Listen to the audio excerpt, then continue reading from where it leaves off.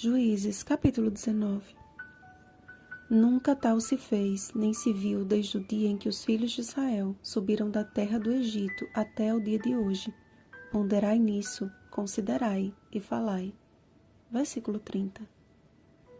Após a leitura deste terrível relato, creio eu que seja o mais desagradável para as mulheres, surgem alguns questionamentos.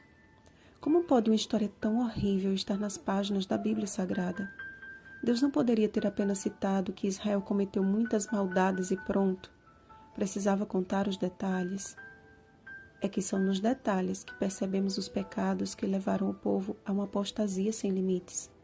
O concubinato nunca foi plano de Deus, mas havia se tornado costume em Israel, onde as mulheres concubinas não possuíam os mesmos direitos das esposas e, em sua maioria, eram tratadas como mercadoria. A rejeição por parte da concubina provavelmente se tenha dado por razão de maus tratos. Passado algum tempo, porém, o levita foi após ela para falar-lhe ao coração, a fim de tornar a trazê-la. Apresentou-se como um homem agradável e ganhou a afeição de seu sogro. Todavia, aquele homem com o título de líder religioso logo provaria sua covardia e insanidade. Não encontrando quem os recebesse em Gibeá, eis que um homem velho os acolheu em sua casa. Enquanto eles se alegravam, enquanto ignoravam seus corações endurecidos pelo pecado, enquanto buscavam prazer em coisas temporais, estavam prestes a tornarem-se cúmplices de um crime hediondo.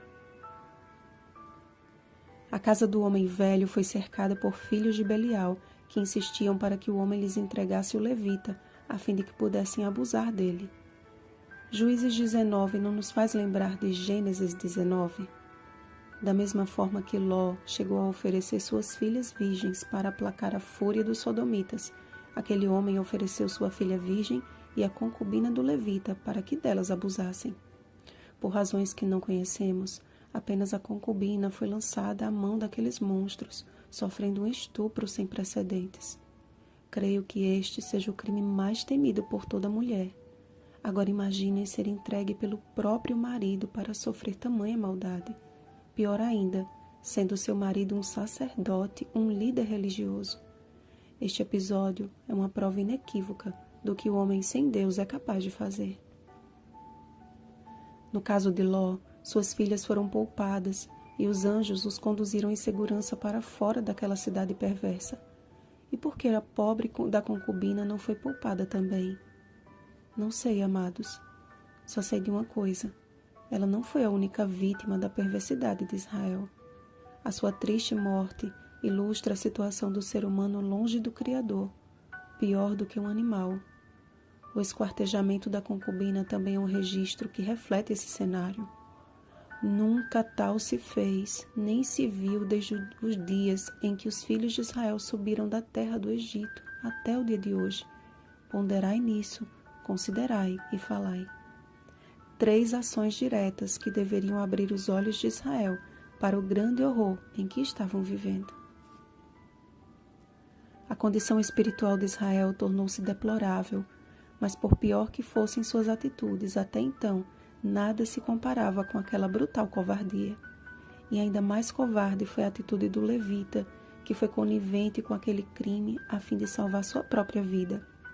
A multiplicação da iniquidade naqueles dias aponta para uma sociedade insensível e egoísta, aponta para o tempo do fim. E por se multiplicar a iniquidade, o amor se esfriará de quase todos.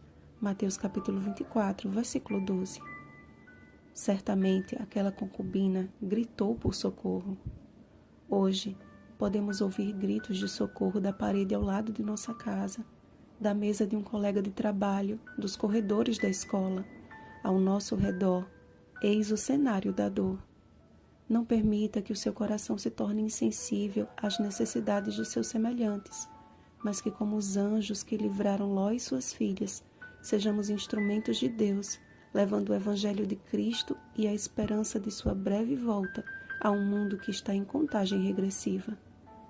Ponderai nisso, considerai e falai. Vigiemos e oremos. Bom dia, arautos do Evangelho Eterno. Rosana Garcia Barros.